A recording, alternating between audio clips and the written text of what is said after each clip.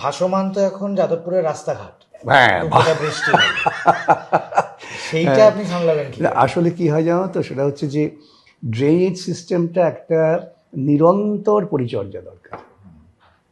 আমাদের এখানে তো যেহেতু প্রচুর হাউজিং হচ্ছে, বসতি বাড়ছে, স্বভাবতই ড্রেনেজ সিস্টেমটারও সঙ্গে সঙ্গে উন্নতি হওয়া দরকার। সেই কাজটা প্রায় হচ্ছে না।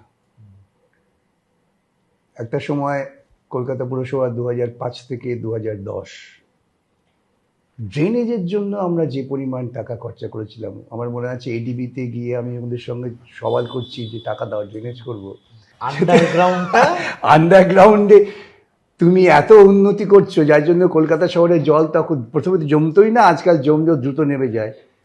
যদিও স্বভাব চরিত্র হিসেবেই লোকে ঢাকবে তাই যে আমি এসছি বলে হয়েছে, কিন্তু সেই সময় দেখা যাচ্ছে। হ্যাঁ, আমার সেই সময়েও একটা প্রকল্প ছিল, প্রকল্পটা আগেই চালু ছিল, শুধু আমি আমলে চালু হয়েছে নট দ্যাট, যে কলকাতায় এনভায়রনমেন্টাল ইমপ্রুভমেন্ট প্রজেক্ট।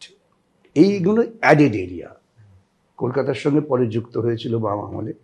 সেই added area drainage system development করার জন্য প্রচুর কাজ হয়েছিল। বিভিন্ন এই যে নিকাশি খালগুলো ছিল সেগুলো সংস্কার করা হতো রীতিমতো। বহু লোক অভিযোগ করতেন তখন এই খালের পাশে দেখবে এই কাদা মাটি তুলে রাখা হতো, ওখানে এই কাদা মাটিগুলো পড়ে আছে, এতদিন ধরে পরিষ্কার হচ্ছে না। হ্যাঁ, গ্রিভান্স ছিল, কিন্তু খালটা পরিষ্কার হচ্ছিল, সেই জন্য জল জমার প্রবণতা কম ছিল। এখন নিশ্চয়ই সেসব হচ্ছে না সংস্কার, তাই জল জমছে।